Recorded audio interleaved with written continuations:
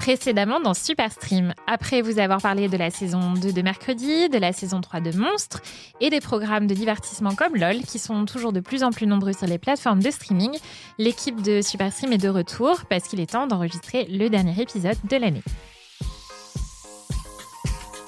Enfin, je préfère la pièce, mais j'aime. Tu défends les faibles et les opprimés. Voilà. C'est pour sortir les anciens dossiers, Laurent. Mais je sais que toi, tu attends.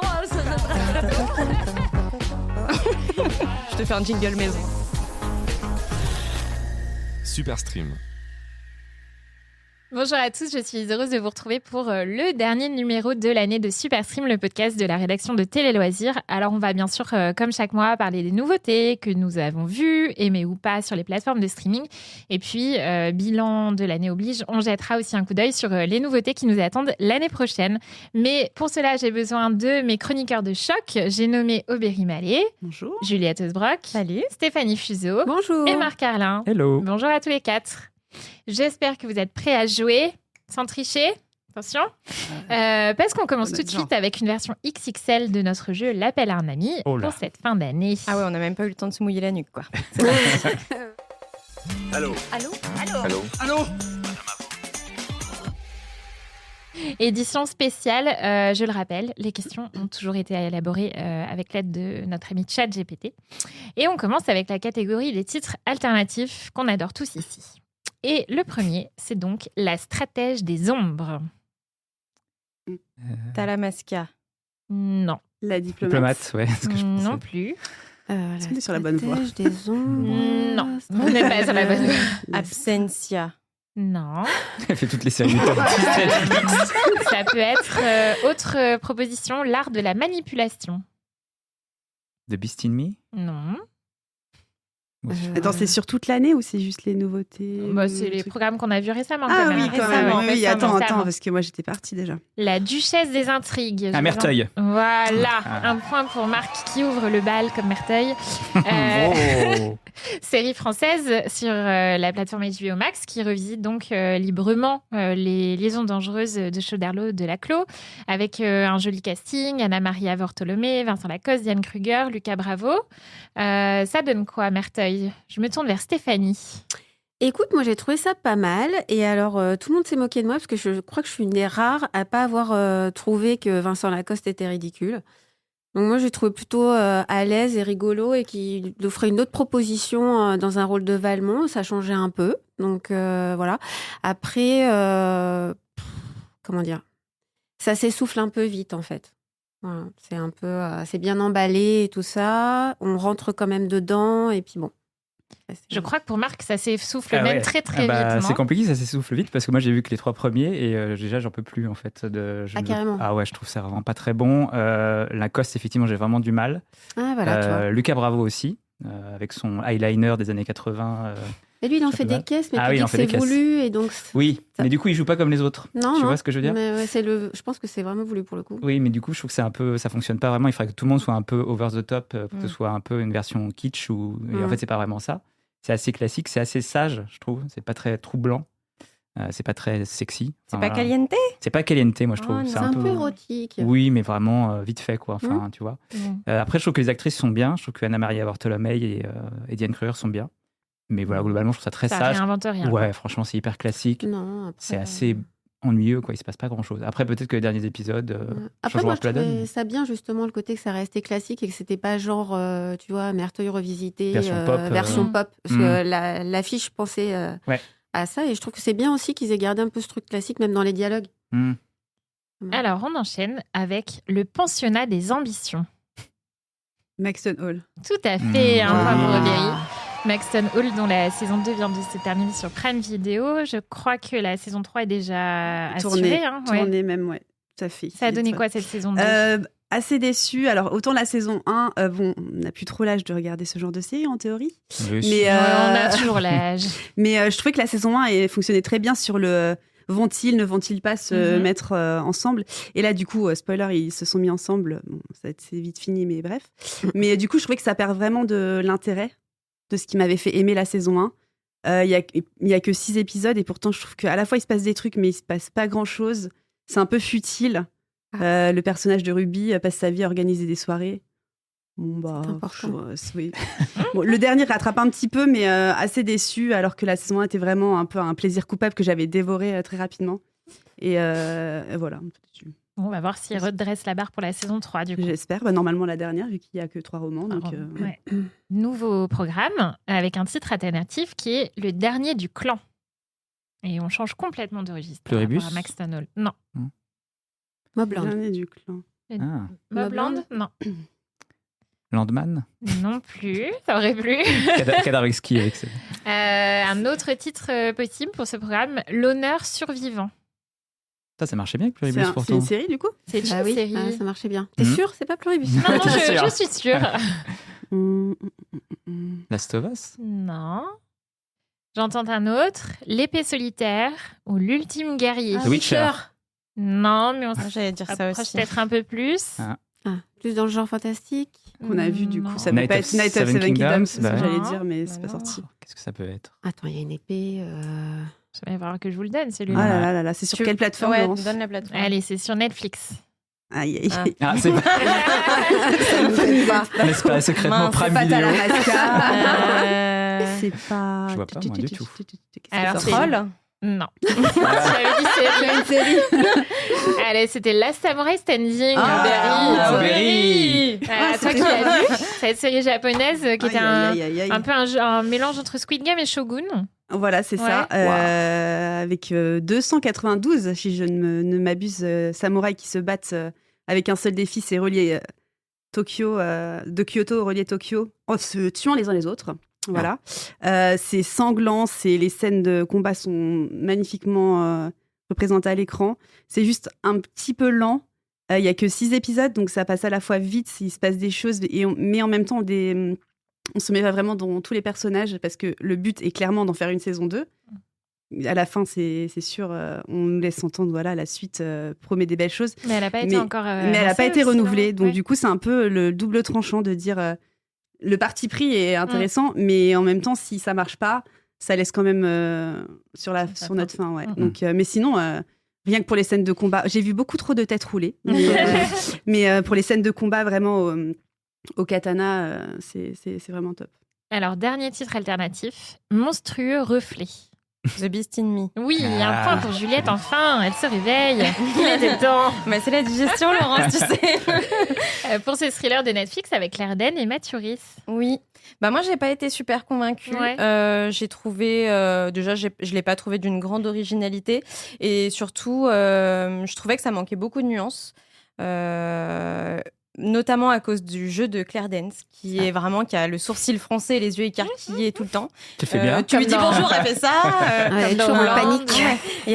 Elle est toujours en angoisse. Elle sort le chien, c'est l'angoisse. Voilà. Mais du coup, il n'y a pas de différence entre quand elle sort le chien et quand elle est face au personnage de Mathuris, qui est censé être flippant, qui pour le coup joue plutôt bien et est assez flippant. Maintenant, j'aurais aimé qu'on laisse un peu plus place au doute en fait dans cette construction de thriller, puisque t'as l'impression que ça va reposer sur le fait que le téléspectateur va se demander est-ce que oui ou Si non elle il a est vraiment raison. méchant, et voilà, parce qu'elle doute aussi tout au long du processus, et en fait tu te poses jamais vraiment la question. Donc je trouvais que ça manquait de nuances pour être assez efficace. Maintenant c'est divertissant, hein. Stéphanie, même avis? Pas tout à fait, parce que moi, justement, le parti pris de savoir tout de suite qu'il est méchant, je trouvais ça intéressant, justement, parce que du coup, ça la remet elle en question sur sa propre part d'ombre et tout ça. Donc, et lui, ça remet en question sur l'inverse. Donc, ils sont un peu le miroir de l'un de l'autre, et ça, je trouve ça intéressant. Lui, je le trouve formidable comme toujours. En toute objectivité. Non, mais vraiment, en termes de jeu, je C'est un trouve que super acteur, c'est un très très bon acteur qui est très en nuance et tout. Et je trouve que justement, d'autant plus, effectivement, on voit Claire Danes, c'est toujours. Mon Dieu, Pâtit de la comparaison. c'est pas jusqu'à Homeland. Enfin, elle est un peu en dessous d'Homeland, mais pas beaucoup, quoi. Et du coup, c'est un peu perturbant. Mais sinon, j'ai trouvé ça intéressant du point de vue psychologique. Et lui, je l'ai trouvé assez fascinant à regarder évoluer. Et tu sais pas trop où il va, ce qu'il va faire. Donc, j'ai quand même bien accroché. C'est vraiment ce qui va gêner, vraiment, c'est elle et son jeu. Alors, on va passer à la prochaine catégorie qui sont les emojis. On commence avec un emoji vélo. Stranger Things. Oui. Ah bah oui. Celui-là, Pas le temps. il était facile. La saison 2, la saison 5, pardon, à l'heure où nous enregistrons, on a donc vu la première partie. On attend la deuxième qui sort le 26 décembre. On en pense quoi de ces 4 premiers épisodes ? Eh bah, écoute, on est très content de les retrouver. En fait, moi, j'avais un peu peur que l'intérêt me soit passé parce qu'avec autant de temps d'attente entre les saisons, voilà. Il m'a fallu 1 ou 2 épisodes pour me remettre dedans, mais honnêtement, globalement, j'ai plutôt bien réaccroché et surtout l'épisode 4, donc le dernier épisode de la partie 1, je l'ai trouvé super efficace. Moi, le final de l'épisode, voilà, j'ai beaucoup aimé. J'étais vraiment au spectacle. Franchement, j'étais au spectacle. Voilà. Tout le monde est du même avis autour de la table ? Moi, je partage l'avis de Juliette. Je trouvais ça super réussi. La seule chose qui me gêne un peu, mais je crois que c'était déjà le cas dans la saison 3, je sais plus la saison 4, mais c'est vraiment les intrigues divisées entre les personnages. Vraiment, d'un côté, t'as Hopper et Eleven, d'un côté, t'as machin, d'un côté. Et du coup, ça manque de cohésion de groupe, de ce qu'on aimait dans la saison 1 principalement. La saison 2 aussi, je crois. Je crois que c'est la saison 3 qui était aussi pas mal splittée. Donc ça, c'est peut-être plus la chose qui m'a, entre guillemets, dérangée, mais vraiment, s'il faut trouver un défaut, parce que je suis assez d'accord avec Juliette, dans l'ensemble, c'est top. Et vraiment, le final, je sais, comme ça devant la télé. Bon, Millie Bobby Brown joue toujours aussi mal, mais une fois que t'en as fait le deuil... Après, en lançant le premier épisode, je me suis quand même posé la question, est-ce que vraiment c'était nécessaire de continuer ? Je suis d'accord, il y a le plaisir de les retrouver, etc., de retrouver l'ambiance et tout, mais je me suis quand même dit au début du premier épisode, c'est quand même toujours pareil. Et avec les 3 ans d'attente entre la saison 4 et la saison 5, j'ai eu un peu du mal quand même à me replonger dedans et à me dire, allez, on enchaîne les épisodes. Il y a quand même, que le soufflet est vraiment retombé quand même. Mais il y a quand même des questions auxquelles répondre, je pense, et du coup, c'est ça l'intérêt. Alors peut-être pas dans la partie 1, quoique un petit peu, mais je pense que du coup, il y a quand même des questions qui sont restées en suspens. Et c'est pour ça que c'est nécessaire quand même d'avoir une suite. Je pense, même si effectivement l'attente a été très longue et le petit résumé avant l'épisode n'était pas, pas superflu. Donc on regarde la partie 2 ? Évidemment. Non, Steph, non. Moi, je suis comme toi, c'est-à-dire qu'il y a eu tellement d'attentes que, tu sais, c'est un peu comme quand tu passes ton heure de dormir, quoi. C'est-à-dire qu'ils ont passé le... C'est trop tard. Ouais, c'est trop tard pour moi, là. Après l'heure, c'est plus l'heure. Ouais, je suis plus dedans. Moi, je vais attendre encore un peu pour je me pense que je vais attendre aussi. Tu vas tout regarder en une seule fois. Peut-être que je vais tout regarder, en fait. Ce serait peut-être mieux, on verra. Pas bête, ouais. Peut-être, peut-être. Ouais. Alors, suivant. Emoji musée. Lupin. Non. C'est pas mal. Emoji fantôme. Belphégor. Oh mon Dieu.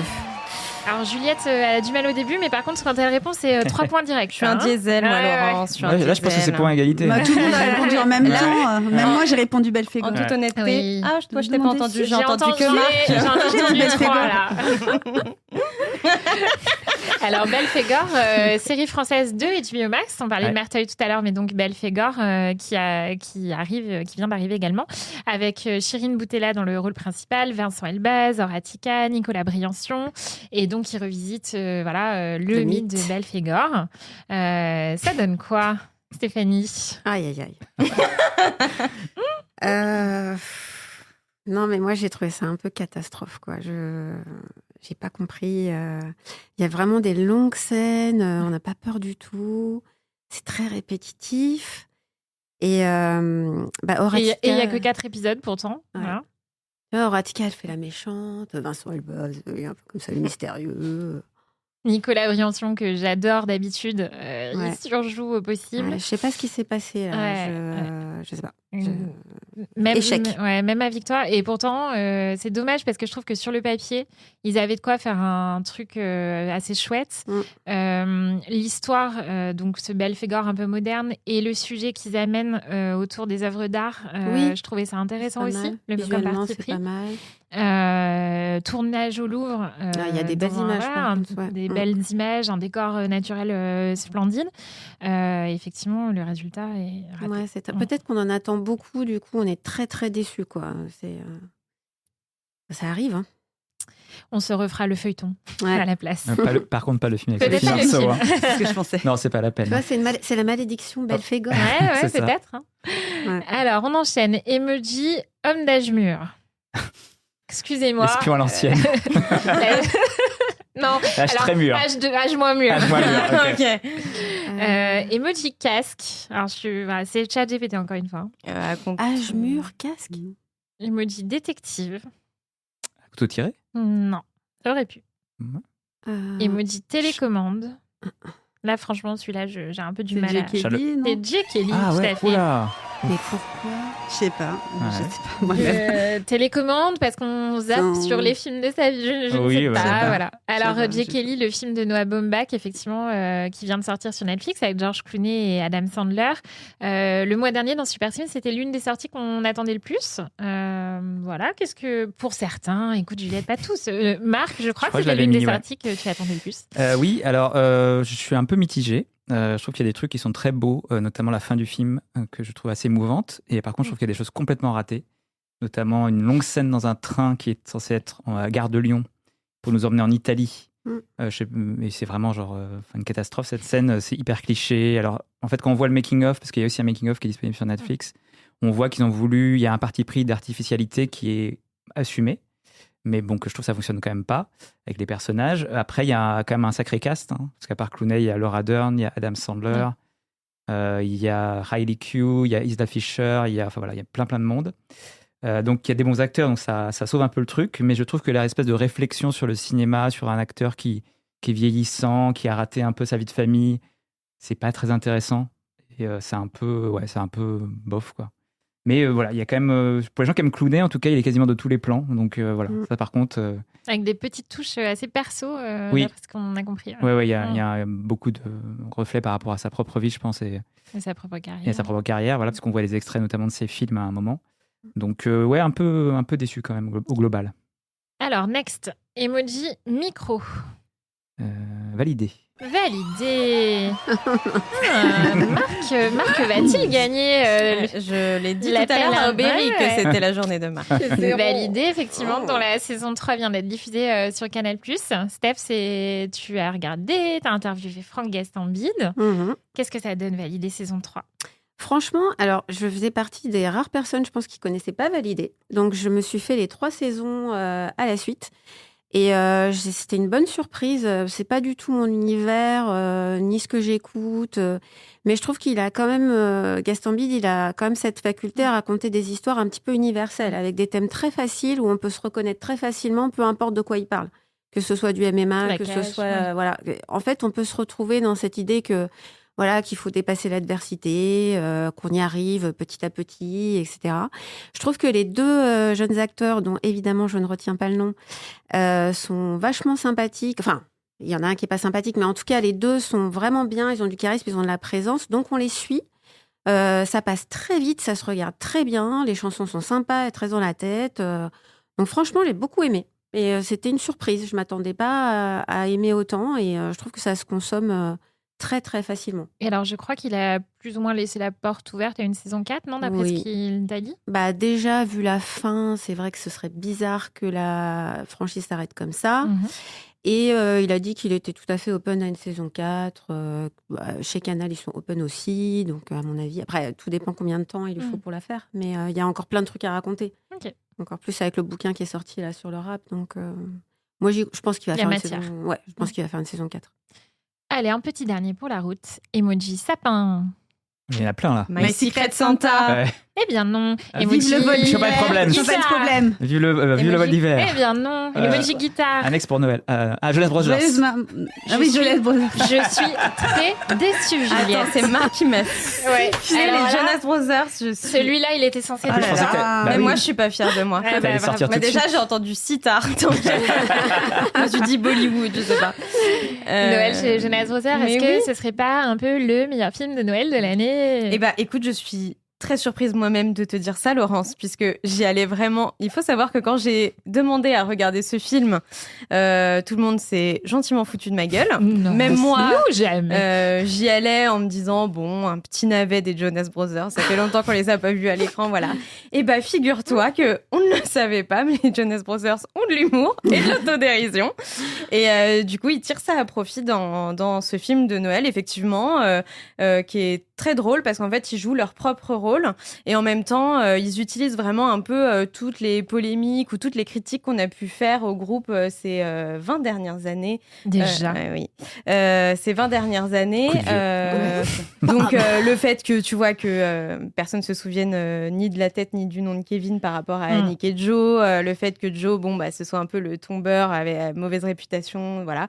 Tout ça, ils le disent, ils l'assument, ils en rigolent. Et voilà, très sympa. Et en plus, autodérision. Et puis en plus, ils ont fait une petite bande originale, évidemment, puisque c'est les Jonas Brothers, de Noël. Et écoute, franchement, c'est pas si mal. Hein. C'est entraînant. On a envie de sortir les clochettes. Et on va les voir bientôt, non, les Jonas Brothers, non? On va les revoir bientôt. Bien sûr, qu'en Proc 3. Ouais, c'est ça, comme Proc 3, je crois. Oui, messieurs, dames. C'est la magie de Noël, Juliette. C'est la magie. Alors, puis... Il pleut du Jonas Brothers. Magie de Noël. Est-ce qu'on ferait pas un petit tour d'horizon des films de Noël qu'on a vus récemment? C'est ça qu'on veut, Laurence. Ouais. Allez. Marc, il est bien parti. Je suis bien parti. Non, mais rapidement, on en a vu, peut-être pas tout le monde, mais on en a vu quelques-uns autour de cette table. Aubéry, ce serait lequel ton coup de cœur Noël de l'année? J'en ai vu 15. Ah non, j'en ai vu 2, mais bon, un ex pour Noël, ce nom. Même si la personne à ma droite n'est pas du tout d'accord, il va me contredire dans 3 minutes.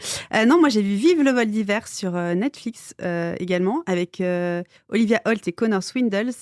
Donc c'est un film qui se passe au moment des fêtes. Ils font un casse dans un grand magasin. Ça change beaucoup des comédies romantiques basiques. Avec le pitch qu'on a vu 60 fois. C'est plutôt bien fait, il y a des bonnes surprises. J'ai même été étonnée à certains rebondissements. Donc franchement, ça se regarde super bien. 1h30. Pour un bon petit après-midi avec un petit plaid et un petit chocolat. Stéphanie, Marc, un film de Noël de 2025 ou pas? Je sais pas. Alors, je suis pas sûre que ce soit 2025, mais il va bientôt être diffusé. Love Actually, c'est pas 2025. Alors celui-là, toujours. Mais il y a un tel film qui s'appelle Noël, mon ex et moi, avec Leighton Meester et Robbie Amell. Et en fait, c'est assez rigolo, ça marche bien. Eux, ils ont beaucoup de charme et c'est bientôt rediffusé, là. Ça va être bientôt rediffusé sur TF1. Donc, je le conseille. Donc, sur TF1+, donc du coup, sans doute sur TF1+. Non, c'est sur TF1, non, mais TF1 l'après-midi et il sera sûrement sur TF1+. Et franchement, il est très sympa. Moi, j'ai été traumatisé par le film de Noël de Lindsay Lohan l'an dernier. Donc ça t'a vacciné. On a tous les films de Noël de Lindsay Lohan. Celui-là était particulièrement gratiné, le Irish Wish. Pour ceux qui s'en rappellent. Et ben, moi, du coup, j'ai dégusté effectivement Champagne Problème, comme on disait tout à l'heure. Champagne Problème, donc qui était une des nouveautés de Netflix cette année, avec Minka Kelly, une actrice que j'aimais beaucoup dans Friday Night Lights et qui avait joué aussi dans Parenthood et qu'on a vu cette année dans Ransom Canyon, merci. Et là, donc, elle joue une Américaine qui arrive en France pour racheter un domaine de champagne pour le compte de son entreprise, de son patron aux États-Unis. Donc voilà, elle est en mode killeuse, tout est dans la poche, je vais décrocher le contrat comme ça. Et puis, juste avant, elle tombe sous le charme d'un charmant Parisien qui lui fait vivre une jolie soirée à Paris au marché de Noël. Et il se trouve que malheureusement, elle ne savait pas que c'était le fils du patron du domaine en question, bien sûr. On n'aurait pas pu le deviner. Voilà, donc le petit week-end qui se profile est un petit peu embarrassant, forcément. Dit comme ça, c'est bourré de clichés. Ça vous ferait penser forcément à Emily in Paris.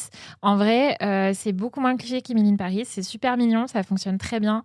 Minka Kelly et l'acteur français Tom Wozinka, j'espère que je n'écorche pas son nom. Ils marchent vraiment très très bien tous les deux, super alchimie. Il y a plusieurs acteurs français, Thibaut de Montalembert qu'on adore, qui joue le patron du domaine. Donc vraiment, moi c'était mon coup de cœur des fêtes. C'est mystérieux.